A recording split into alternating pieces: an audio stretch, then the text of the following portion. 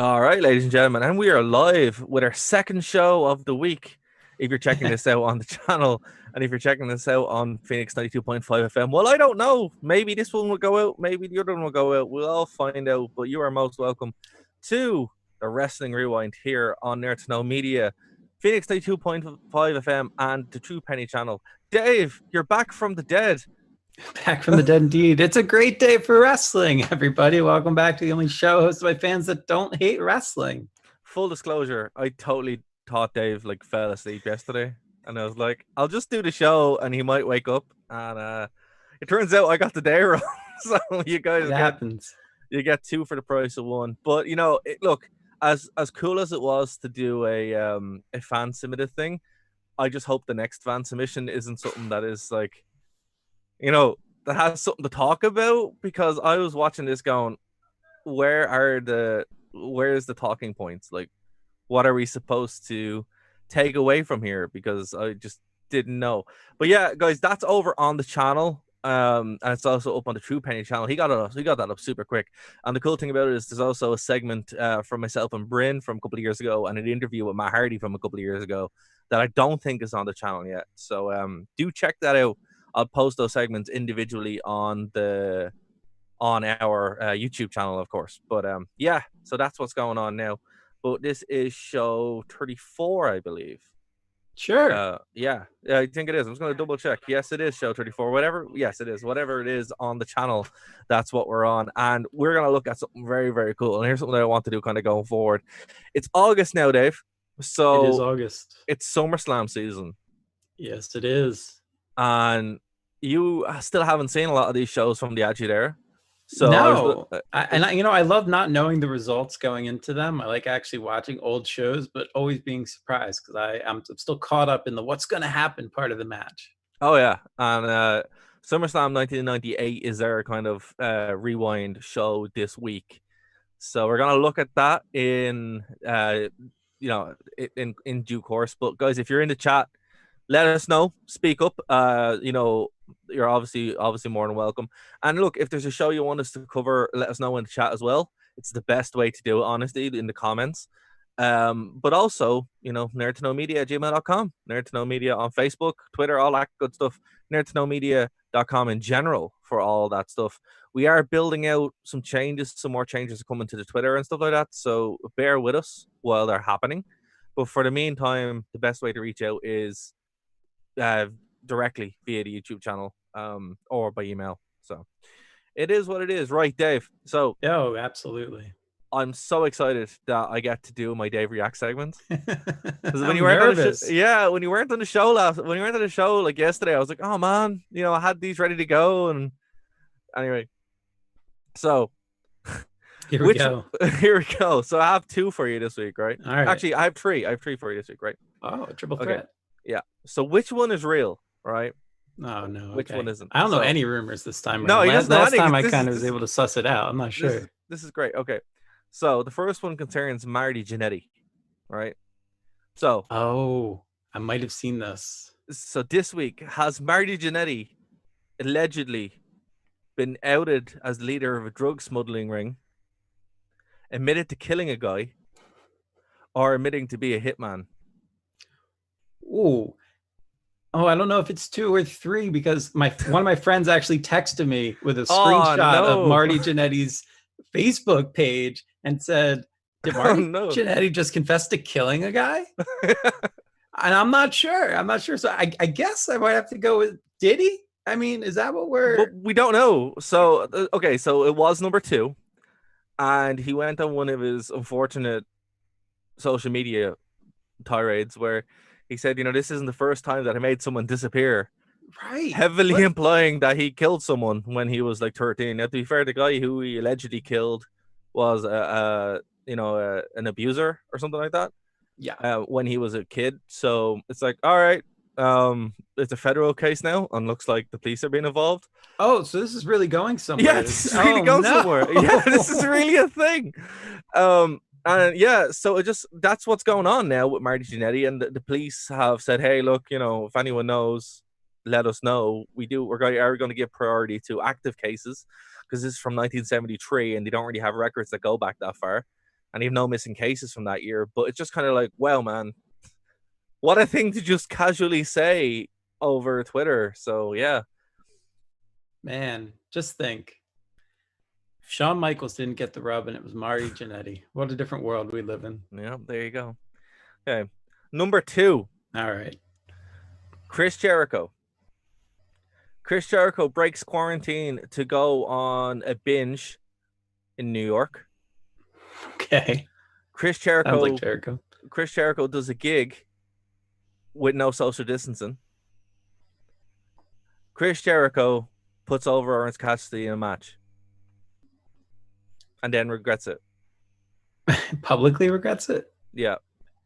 That one's so specific. I have to go with number 3 just because it's very specific. The answer is number 2. Oh, no. Where did he do the show? So there was a show, I think it's in South Dakota, with a bunch of bikers. And I don't know. Sturgis, was it? Sturgis, yeah. So a lot of fans when they did it. Okay. But Jericho's come under a bunch of fire for, having no social distancing and no one wearing masks. Now, obviously, he went and said, hey, look, they wear. But you watch footage from Sturgis and you're like, bikers don't really seem to care. So it just kind of is what it is. But yeah, that was the thing that happened. And then he went and had his match with Orange Cassidy, which I haven't actually seen yet because it's Wednesday when we're recording this, but it hasn't happened yet. Oh, wow. That's good for Jericho. Yeah, I like Jericho. What else to say? It's funny because the show that I did yesterday, I pretty much put over Jericho for 20 minutes. So it's like, let's have a bit of fun now. Please don't block me. Please don't block me, Jericho. Come on, block him. Nah, his band blocked me, so I'm still gonna give it a bit of. I mean, his band's the one that did the gig, and all I'm hearing is you trash talking them for not social distancing. I don't see how you're gonna get out of this. Yeah, I'm digging a hole a little bit bigger, right? Okay. Oh wow. Okay. And number 3. Number 3. What are we gonna say? Right. Antifa show up and cut a ring down, and then they throw a block through the door and then walk away and celebrate. Antifa show up and attack one of the main WWE talent, or Raw Underground features its first female competitors. Wow.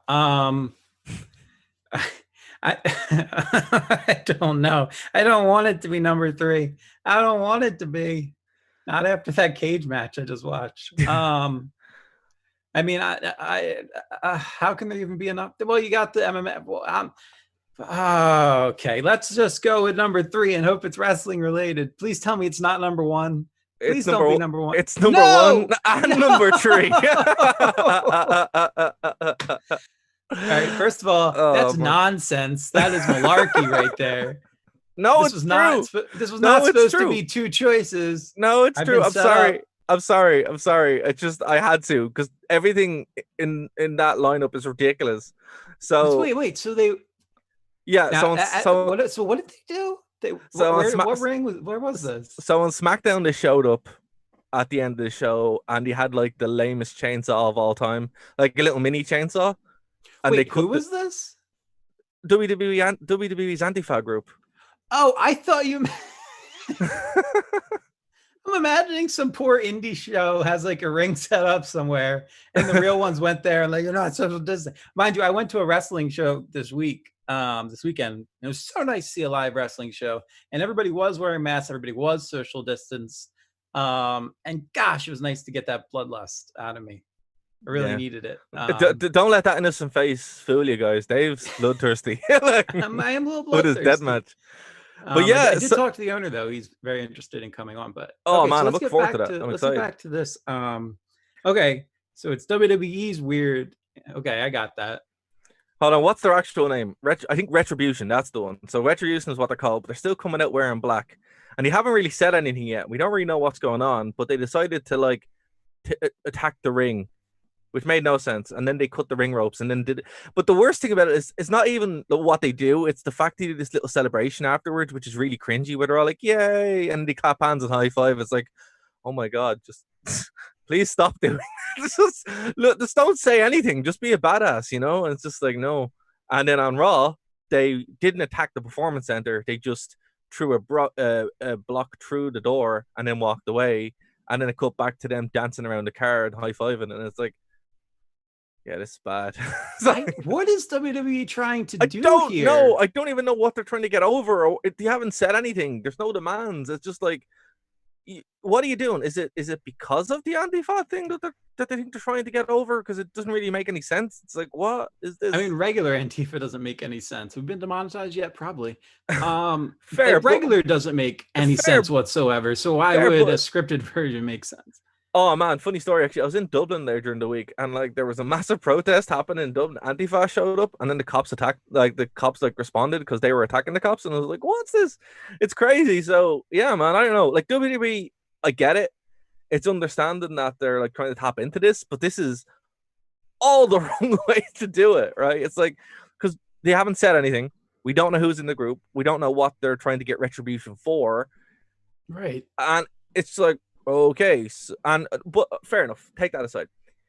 I hope this isn't one of those big reveals that the WWE is like, we've got a cool idea, but we don't know who we're going to reveal it to be. So we're just going to run an angle for a couple months. Yeah, and then we'll figure out who it is. That's what it is. So we don't even know who's in it. And Meltzer's came out and said, hey, look, anyone who's portraying the group right now, they're not even who's in the group.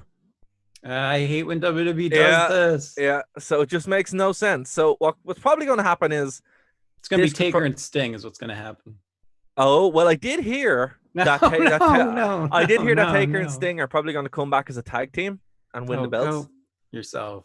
No, I heard it. I censored myself there. Right to censor. But here's another one, right? Oh, God. So what happens if you go on to righttocensor.com now? Do you go to a hardcore pornography site, go to a kitten website, or go to the AEW website?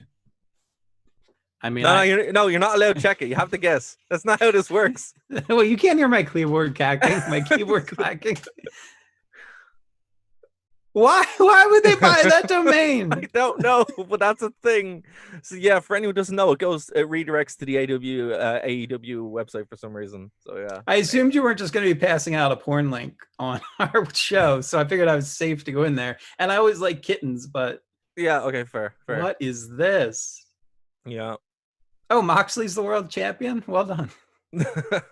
Well done. Dave doesn't watch wrestling. It's recently, he really doesn't. And I hope he doesn't, because then the segment will be, gimmicked. It's all real. It's a really nice looking belt. Yeah. That's when Bret Hart presented. See, I know little. I watched their pay-per-views. I work at nights. Hopefully not for more than another couple of weeks, but I work at nights. No time. There we go. So it was worth hanging on to Dave React segment. It was fantastic. But yeah, look, do they own right to censor?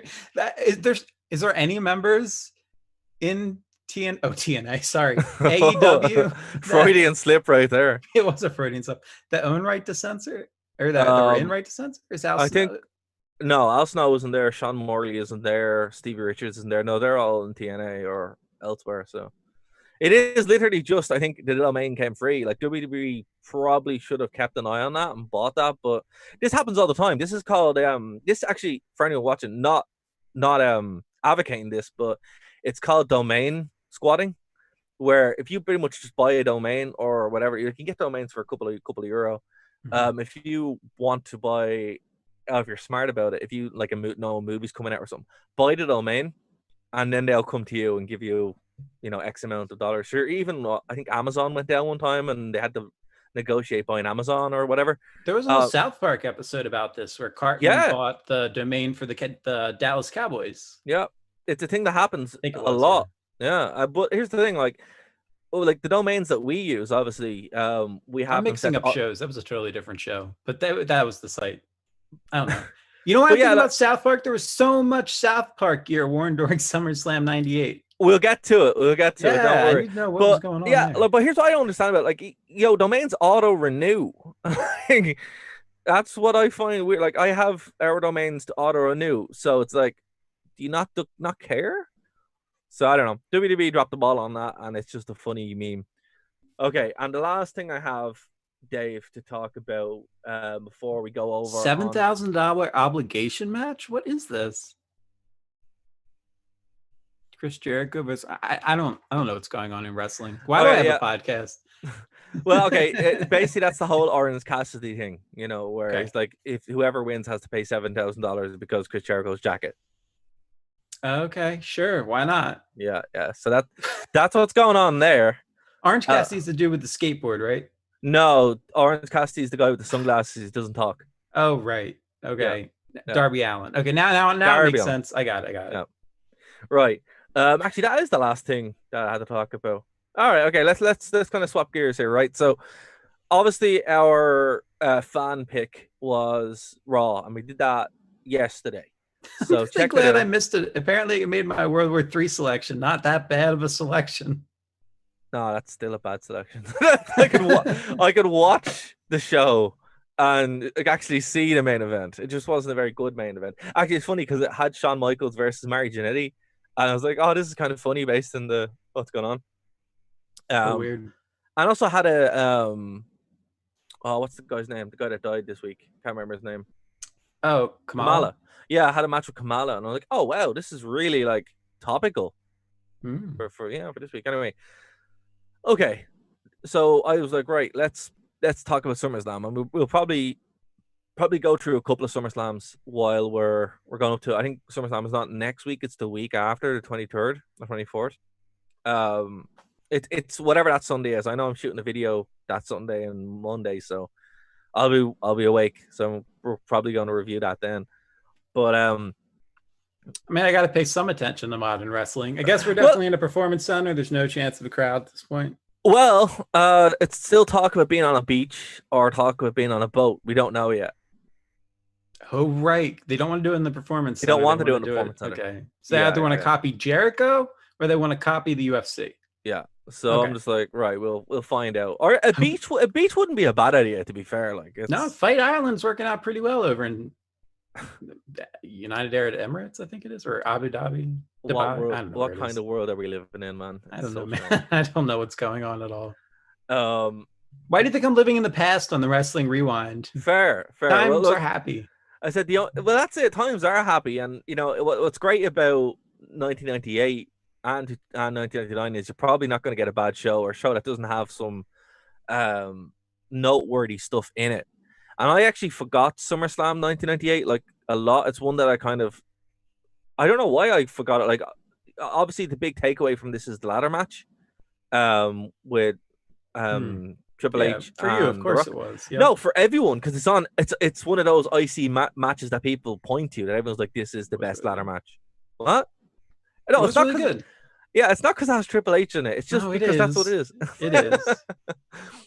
All right, fair. But, you know, it's one of those matches that everyone will point to, you know, and say, hey, look, this is the great ladder match. And up to this point, it was one of the best ladder matches because we didn't have the Hardys, we didn't have the Dudleys, we didn't have Edge and Christian yet. So it kind of was that standard bearer up until, the following year when the whole concept of the ladder match just went crazy. But the innovation's so interesting. Yeah, 100%. What, I like this whole, I like pretty much everything about this show. This was in New York, so up at your neck of the woods. Yeah, Madison Square Garden. Have you been to Mecca? Have you been to Madison Square Garden? Yeah, one time I passed out on the steps in front of it. I got like heat stroke. So you never attended a show in it? I've never attended. No, I have not. That's strange. Like I live right near Philly, and that's also a really big place for wrestling. So we have but yeah, like I've stayed beside Madison Square Garden in a hotel there, but I don't know. I would love to go see a show in Madison Square Garden, but all right, well, let's go next week. I'm sure they're open. Dude, I can't leave the country, man. I can't go to New York. Yeah, the country. Yeah. The sadness of the modern world. The sadness of the modern world is so upsetting.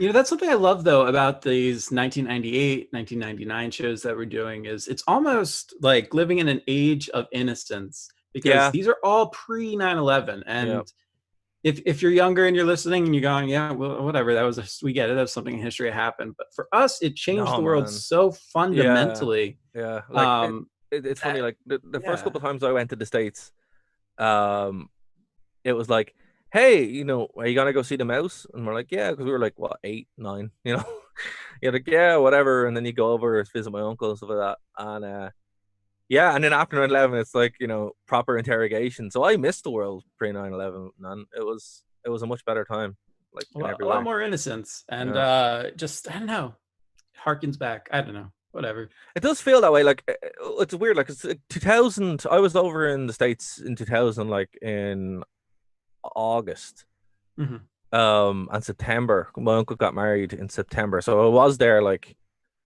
around that time. It's just weird to think back. This is weird. Well, actually, that was 2001. I was there, in September, and then 2000, there in August. So it's weird, man. It's a weird time to kind of think back.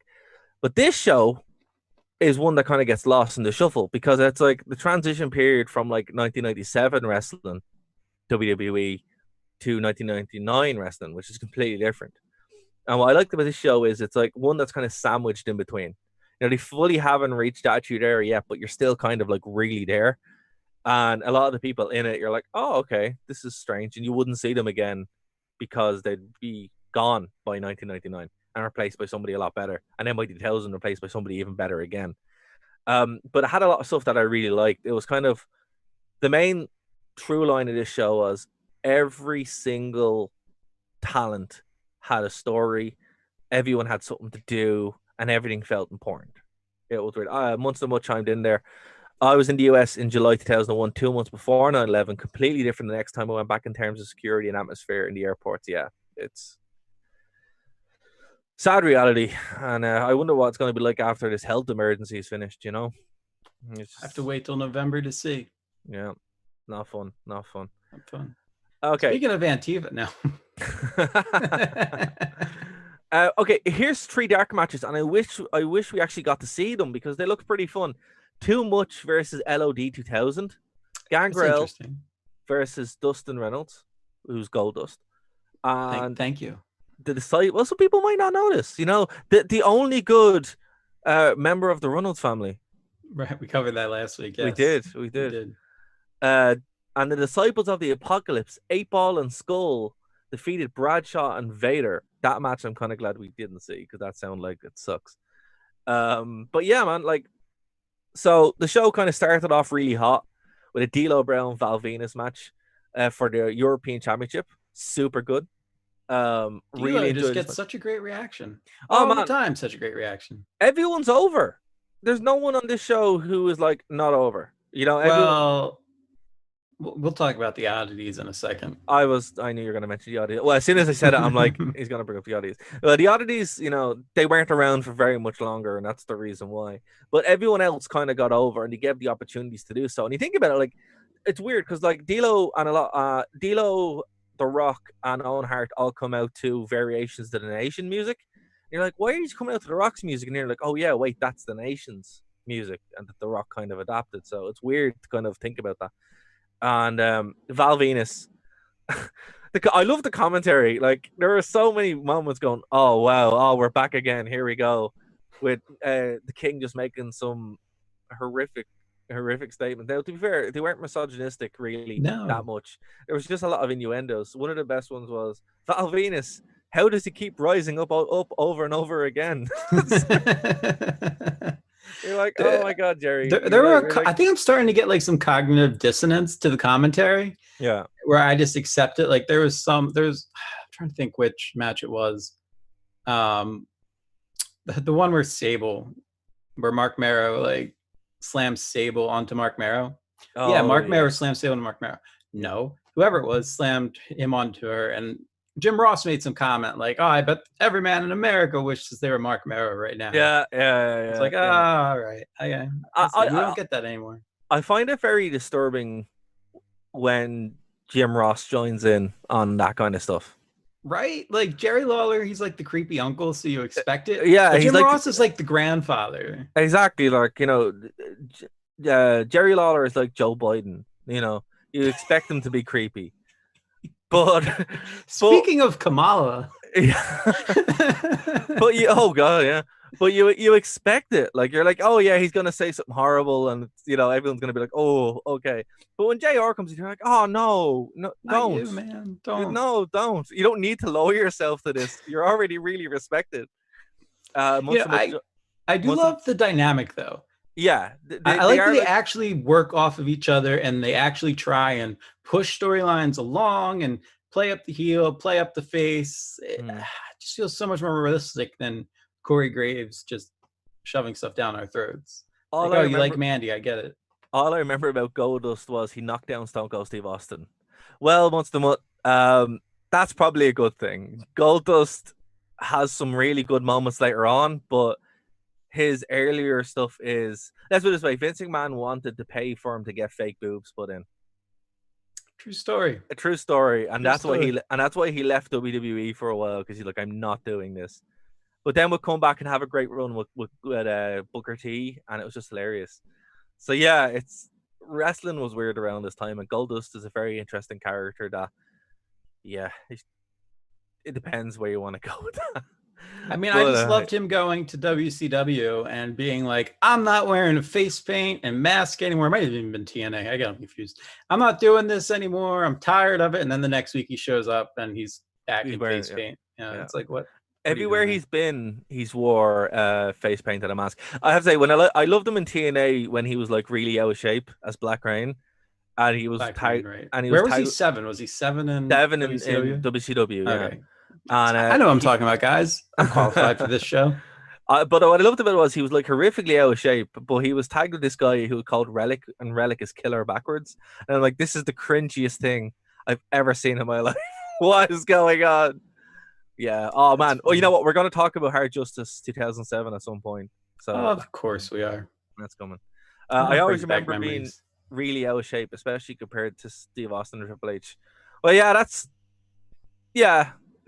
Yeah. See, like, Goldust was never really known for being, like, a great worker. It was more just the weird stuff he'd do in the ring. So... You know, it is what it is. Yeah, he is a great worker, and Vince Russo wrote some great stuff for him to make the character get over. Yeah, and he did get over.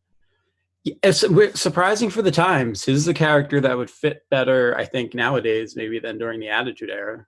In some respects. In other respects, he'd probably get canceled, so I don't know. Well, you see, that's the thing. Like, a lot of the stuff that he would do, it gets you cancelled now. You wouldn't be able to do it because it'd be hate speech or something, you know? Yeah. Maybe that's why they're able to get away with smashing the wall of the Performance Center and such. There's like, we're on your side. Yeah, maybe. I don't know. But like a lot of the stuff that Goldust would do, he'd be a heel. And I don't think presenting somebody doing what he would do as a heel would be a good idea. It's like the same way bringing back the Nation now would be a really bad idea as a heel group. But you also can't put it as a face group because of the connotations of those angles are very dangerous in the wrong spin, in the wrong narrative. And that's just, you don't need it, which is why we end up with such lame milquetoast stuff now. You know, wrestling should just be wrestling. And then you can just do whatever you want. But that just doesn't work nowadays, you know. But back here, Goldust could do whatever he wanted. You know, he could be, ambiguous with everything and really kind of play up that psychological. I did like the fact that when he came out and would do the weird stuff, it would actually freak people out, and then he'd come out and actually win the match, and you're like, wow, it's actually he's playing this ring psychology. So that was kind of the idea was good. Vince Russo, I think, just pushed it really far. But anyway, yeah, I mean, he was writing the script while watching Jerry Springer. I mean, that's a well-known fact. So what do you expect? Well, there you go. But the D'Lo Val Venus match, I really enjoyed it. It was a super competitive match. Totally forgot why D'Lo Brown had that vest. It turns out it was from an injury, and he just never stopped wearing it. I see missed potential with Roman Reigns here. They should make a deal out of Roman Reigns' gear and make him put some little studs on it or something. Yeah, load the gear so you can add extra impact. Yeah. But yeah, Val Venus again was in here. This was still very early on in all their runs. Like Edge appeared in the crowd. I was like, who's Edge? So it's like, wow, okay, we're really kind of seeding here. What I liked about this was, even though this was like an early match for the European belt, it firmly established, here's the crop of guys you're going to have. Here's what this tier of wrestling is going to be about. Here's what we can expect. And you just don't get that nowadays. Guys just show up and do stuff, Yeah. It's like Edge showed up for like a second, and you're already like, oh man, who's Edge? What's going on? Why is he That crossbody over. Oh, that was in his match later. Never mind. But yeah, I just don't understand Val Venus going after the referee at the end. Like, why would you want to do the money shot on a dude? I'm confused. I don't know. The referee got way too involved for my liking, where he like pretty much cost Val Venus the match. It's like, hold on, you're upset that he's wearing the vest, but you weren't upset that D'Lo was wearing the vest. That doesn't make any sense. Like, it's just dumb. That's booking 101. Oh man, so dumb, so dumb. But yeah, like a great match was kind of undone by bad overbooking. But you know, we let it go. It kind of heated everything up. The next match did not, but Kai and Tai were there, so Kai and Tai are fun. But man, the oddities: Giant Silva, Golgotha, Kurrigan with Luna Vachon, Shaggy 2 Dope, and Violent J. ICP in the house. Oh man, I forgot ICP were there, and it's just like, yeah, well, this is so 90s. But it's like, it's so underground 90s because it wasn't mainstream yet, which is why, like, a couple of years later, they just would not want to go near ICP, which is why they started their own wrestling promotion. And then, very successful one, actually. Oh yeah, they're still going actually as well. Probably. And then Kai and Tai with Dick Togo, Men's Tiaki, Sho Funaki, Taka Michinoku, and Yomagasi-san. Very well done. Very well done on the pronunciations. I'm impressed. I'm trying. Like, look, I can do Japanese a little bit. Other ones not so much, but I do try my very best. A handicap match that the Oddities won, and it wasn't very good. Don't watch it. It was terrible. It was terrible. I'm trying to be nice here. It wasn't the worst wrestling I saw all week. That kind of goes to that Raw and those 2-minute matches. So this wasn't it. And I enjoyed the commentary from King and Lawler. So King and JR. So, you know, it was all right. But definitely not the best match on the card. Probably the one match I'd say skip and forget about very quickly. The next match was a hair versus hair match. Now, here's what's interesting about this. I actually forgot when Jeff Jarrett got the short haircut, because anytime I'd watch him, he'd have the long hair. But you knew he was going to lose on this. You usually know when someone's going to lose the hair versus hair match because one of the lads is going bald, like aggressively.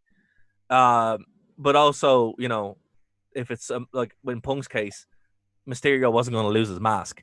So, right. Well, again, he just wasn't going to lose the mask. So, you know, it was pretty clear. This, if I hadn't been watching this in 1998, I wouldn't have known really who would have lost, because it could have went either way. Because it wasn't like Jarrett was going bald. He obviously hasn't. And they didn't really kind of do that gimmick shift until a couple of weeks later, when he kind of went a bit more serious with Owen Hart. So, I don't know. What did you think about this? Like, this, obviously, and then the setup on He, where he shaved Howard Finkel's head and that kind of stuff. You're like, oh yeah, there's no way he's winning this one. This is obviously a thing. But the setup to it actually left a lot of questioning. Yeah, I was surprised that they didn't show more of Howard Finkel getting his hair shaved. I didn't even know that happened until the match, and maybe that's better because it left it more open for me. Well, it happened on Heat. It happened on Heat. Like, one thing I miss about current WWE, and say what you want about the pre-show. The pre-show is BS in my opinion. I don't like the WWE pre-shows. Bring back Heat, because Heat would actually have stuff on it that would directly impact the show. And we're not talking about like, oh, someone wins the hardcore belt. I mean, like, literally stipulations for WrestleManias at main events would be done on Heat. Absolutely. The lads would be there and do things, and that's what I miss. I'm probably the only person in the world that misses it, but I dearly miss Velocity on Saturday nights. There was about a 1-year window where I only watched Velocity because that's where Paul London wrestled each week. He had a match. And AJ Styles and all that kind of stuff were all on Velocity. But I mean, London was there every week. Him and, wasn't Jimmy Wang Yang yet, but who would become him. I mean, they were killing each other and putting on 4-star matches on a weekly basis. It was really fun to watch. And that's the guy that got me back into wrestling, was London. So man, I really do miss those shows quite a bit. But like, what I mean, main event doesn't do it for me. Look, I'm not talking about, this is a uniquely Attitude Era thing that they've kind of lost. Where it actually goes into the show itself. Yeah, they've lost sight of it. Like, you don't need more wrestling. Ironically, wrestling doesn't need more wrestling, right? Wrestling needs storytelling and arcs and stuff to make sense. And when I watched the pre-show, the reason why I skipped the pre-show nine times out of 10 is because it's 2 hours, nothing happens, and it's filled with interviews. Still do your interviews, but have what? Who's the main star in WWE? I don't know. Have Bray Wyatt. No, I can't have Bray Wyatt. Seth. See, this is have Seth come out and say, look, tonight's match is going to be an ODQ match, and here's why, and then attack someone. There you go. You have Heat coming in. People are going, oh my God, you see, and then they could play it back. Because what they used to do around this time is they'd play back stuff from Heat. So you'd actually watch it. When Heat lost its its power, I suppose, is when they went away from that, and you just have jobbers showing up. It became like main event. Right, exactly. And I miss, and that was never the appeal of Sunday Night Heat. Sunday Night Heat was the last kind of chance to really buy into the show, where it's like, hey, look, it's coming up this way. You don't want to miss it. Here's why. And what I used to love as well, they stopped doing it, which really bugged me as well. In the last point of it, the Heat used to take place inside the arena. So if it was a WrestleMania, it would take place inside the WrestleMania arena.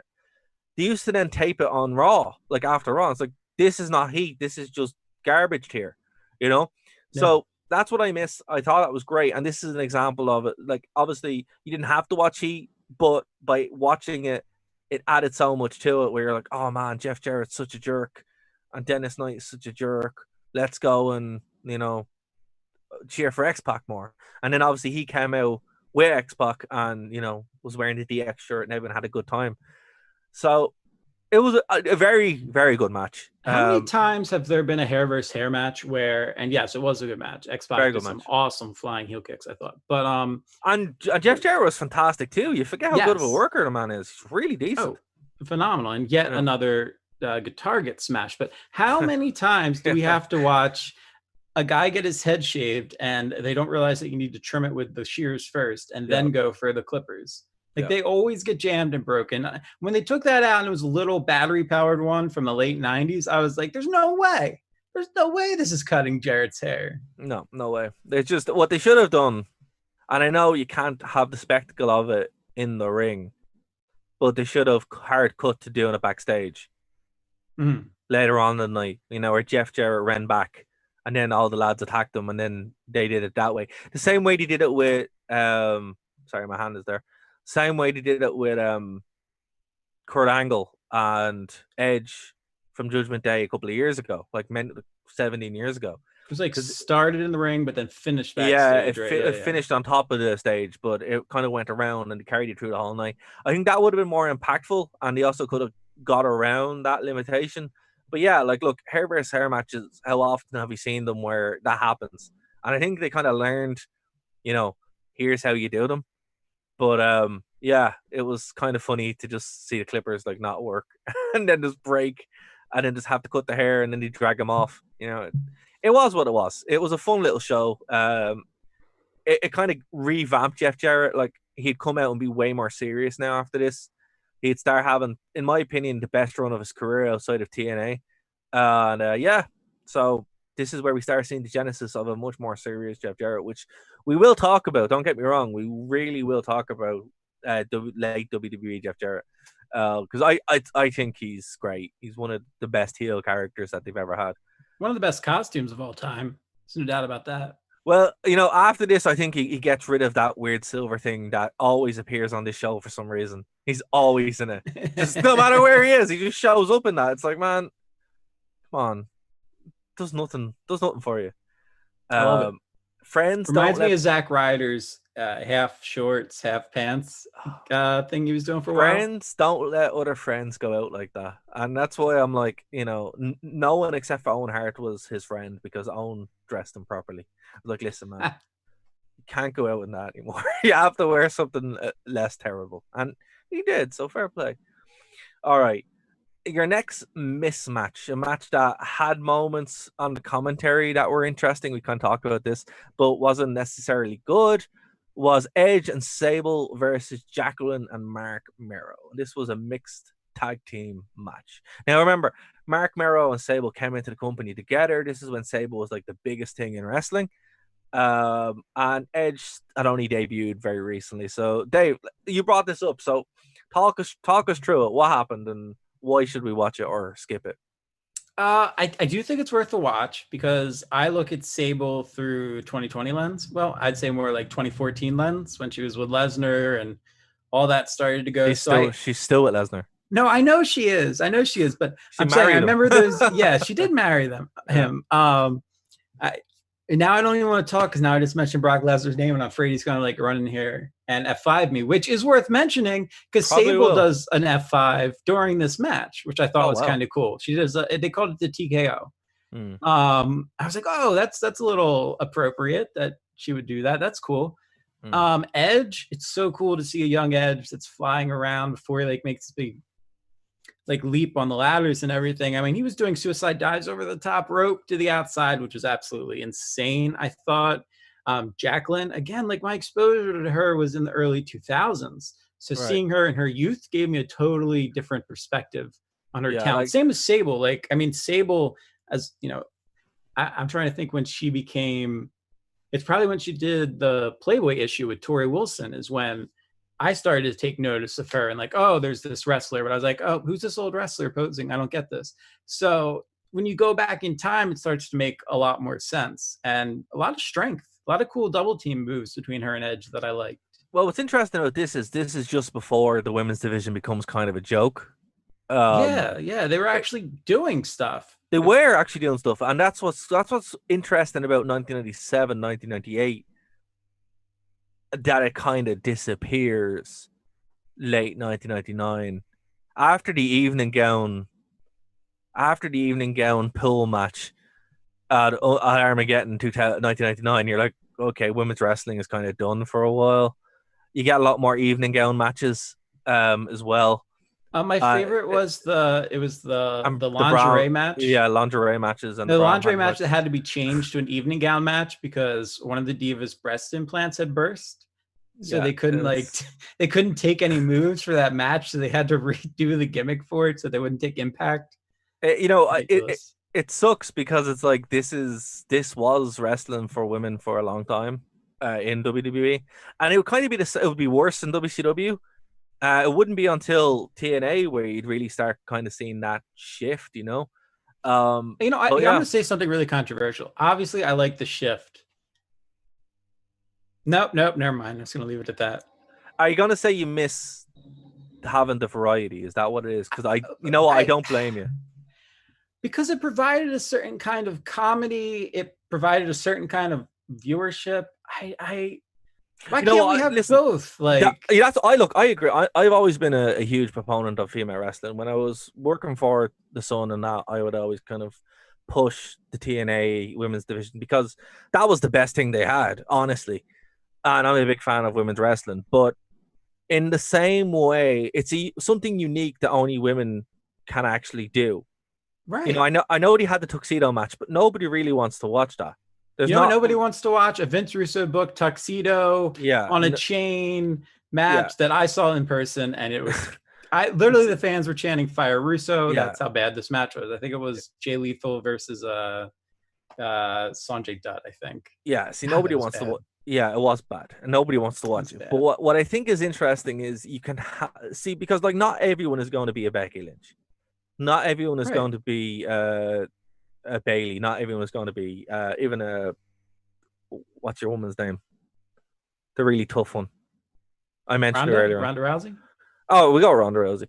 Yeah, not everyone's going to have those skills to be able to do it. But I would say that there is a market for these other venues.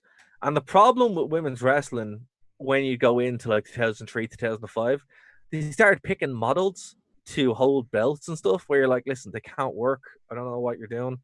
You open the door. I'm going to say it. Alicia Fox is on the WWE roster because John Laurinaitis was going through a magazine and pointed to her and said, let's hire her. And she's going to end up in the Hall of Fame, and she's the crappiest wrestler in the world. The only good thing she does is the Northern Light Suplex Bridge, which I'm a sucker for, but then the Young Bucks ruined it during that Stadium Stampede match. So I don't even care about that move anymore. Fire her. The only match I ever walked out of was an Alicia Fox match. I was at a SmackDown or a Raw with Gary in Liverpool, I think. And I'm like, I have to leave. And he's like, why? I'm like, because Alicia Fox is coming out and I can't handle that.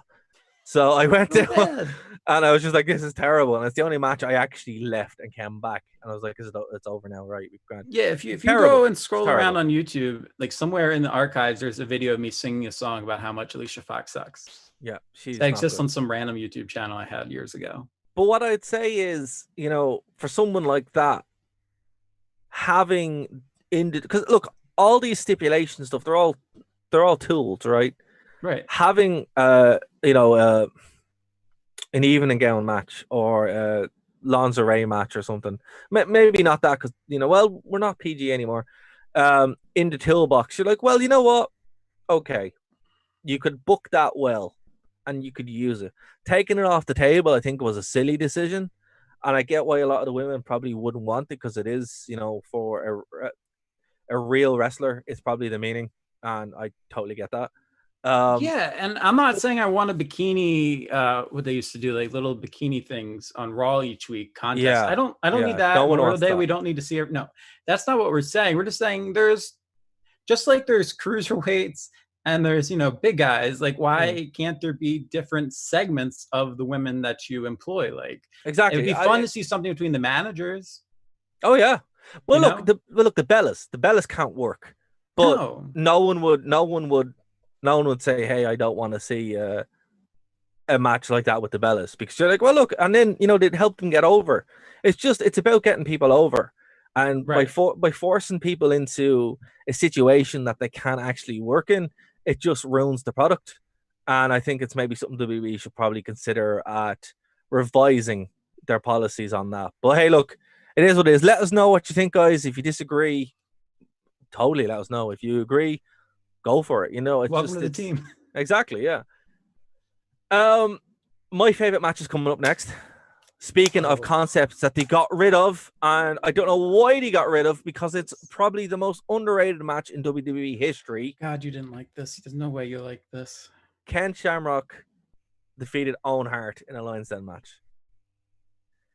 Why didn't you like it? No. Why didn't you like it? Why didn't you like it? It had everything. It had Ken Shamrock. It had a cage. It was great. Okay, I'm gonna get all right.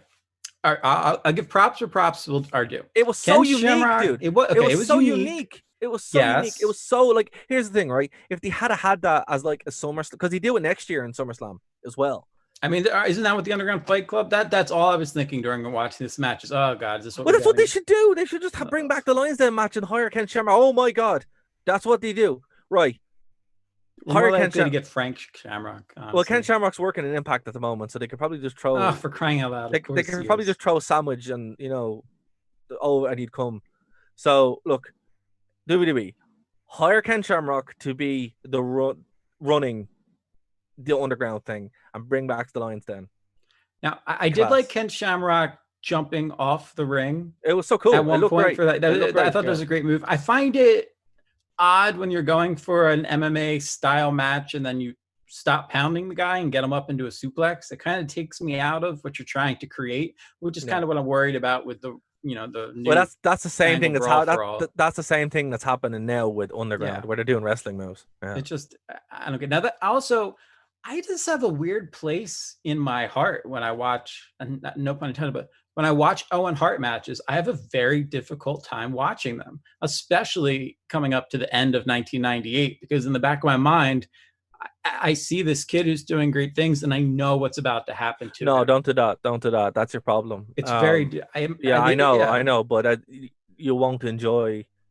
You won't enjoy it if you keep doing it. It's like watching Benoit matches. You just have to have that degree of separation.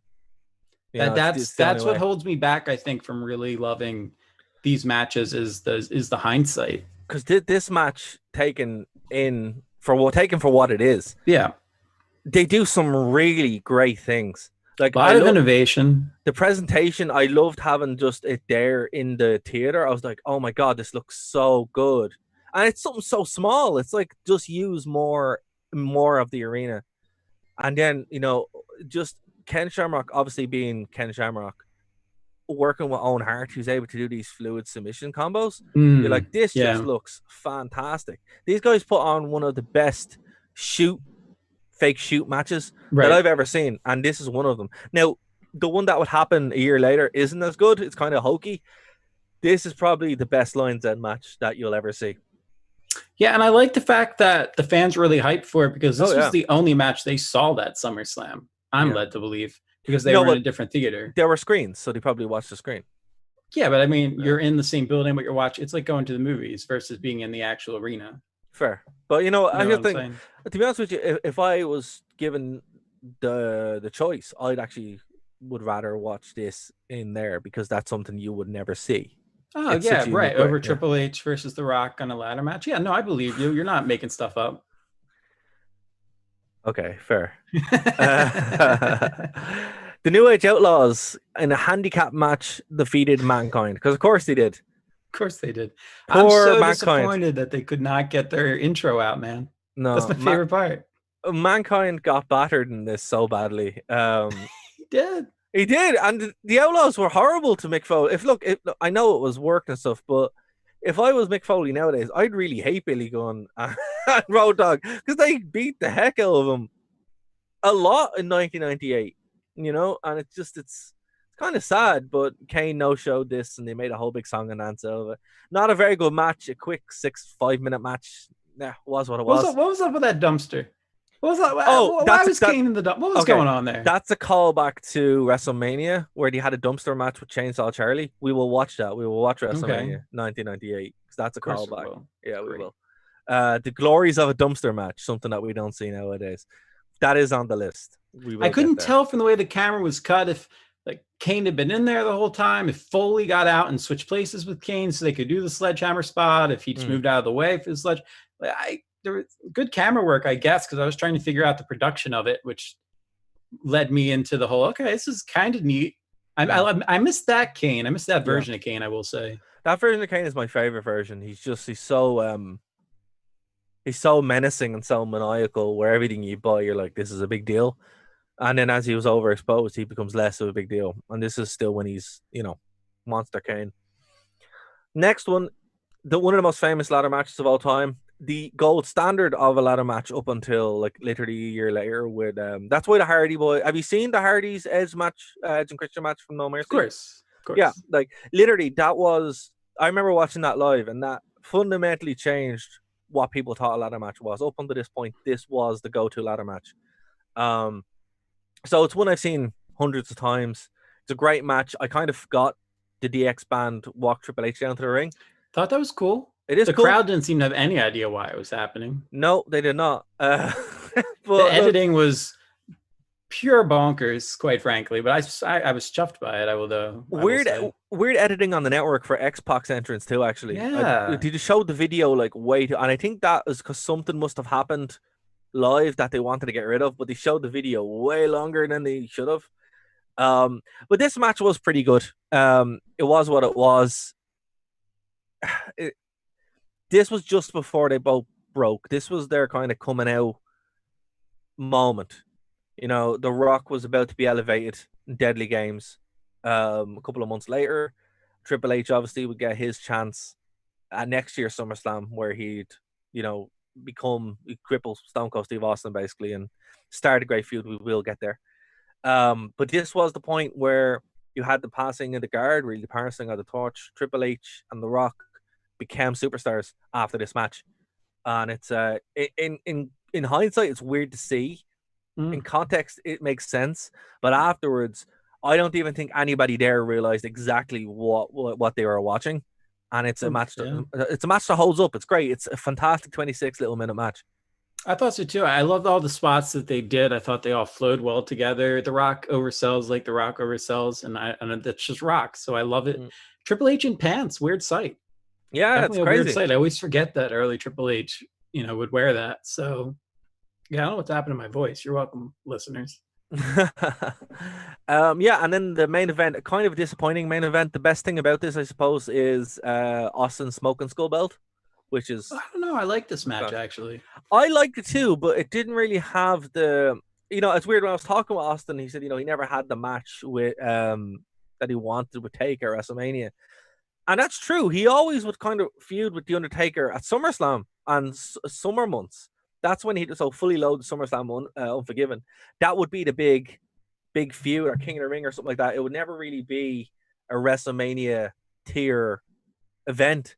So it's always kind of, it's one thing that I don't know why they never had the big blowout match, but then going back and watching this, it was a decent match. But nothing was really done. There was no real kind of, nothing was finished, right? There was no real finality, which I think is the problem. We're so used to SummerSlam being the WrestleMania of the summer. At this point, it was just a pay-per-view that happened at the summer, and that's kind of what this match felt like. It's, you know, I was obviously happy to see Austin win because, you know, but I don't think it didn't have that big match feel, if that makes sense for me anyway. No, but I will say it was cool to see Taker at that age because, oh my gosh, the way he would fly around the ring, fly outside the ring was absolutely unbelievable. Yeah. And now you understand why he had so many surgeries over the course of his life. And even Stone Cold was a lot more rambunctious than in 98 than we would see after multiple neck surgeries and back surgeries and spine surgeries and that kind of stuff. Yeah. Like, so I think that was my overall theme of this show, even going back to like D'Lo versus Val Venis. They're in their late 20s. Like a lot of the people who we look at today who are wrestling in their 40s, seeing them in their 20s provides a whole different perspective. And I also liked Taker doing the respect of handing the belt over because it was clear, Taker's already the locker room leader at this point. Yeah. So I thought it was a cool little moment. It was cool. Like Taker, this is before he'd go satanic cult leader. This was still just, you know, he's just the dead man. Oh, I did love that outfit though. Oh yeah, man. Like he gets very interesting with his wrestling attire and stuff like that. It gets kind of cool. And you can see why he transitioned into the American Badass like 2 years from this, because he hits the point where it starts to get silly in 1998. And it's like, okay, we're kind of done with this. But yeah, look, overall, if you haven't seen SummerSlam 1998, as someone who hasn't seen SummerSlam 1998, what would you say and what were your takeaways from it? I would say that it's a really skip the oddities match. But other than that, I thought the whole thing was definitely worth watching. It kept me entertained. I fully expected to fall asleep during it because I always watch these things like when I get home from work. And I was like, no, I'm really into this show. Madison Square Garden always has a special feel to it. Yeah. Stone Cold's the eruption when he comes out. I mean, nothing matches that. No way. Triple H also got a fantastic ovation. So, and the Lions Den match, as much as I was trying to pick on Derek for it, actually is a really good match. And it's, if you like looking back in like a little time capsule of, you know, your pre-2001 world and your favorite wrestlers as kids, really. I mean, they're younger than we are now, which is crazy to think about. So it was one of those really fun shows that at the very least you're getting your network subscription money worth out of. This is your definitely that's what this show kind of is. It's actually making me use my network subscription for what it's supposed to be used for. So look, next week we'll probably we haven't decided yet. Let us know what you guys want. We might run a poll or something like that. It'll either be SummerSlam 1998 or we might do a WCW show again.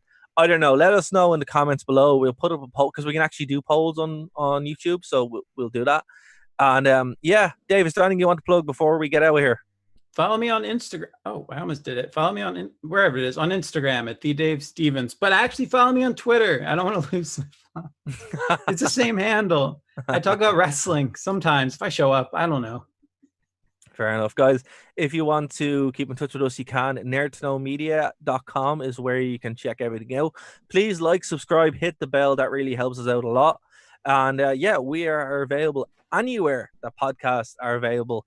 And sub to the channel. We're going to have a lot more content coming up. And we'll see you next week here on the True Penny channel, Phoenix 92.5 FM, nerdtoknowmedia.com, and of course, YouTube, Twitch, and all that good stuff. This has been the Wrestling Rewind. Bye, guys.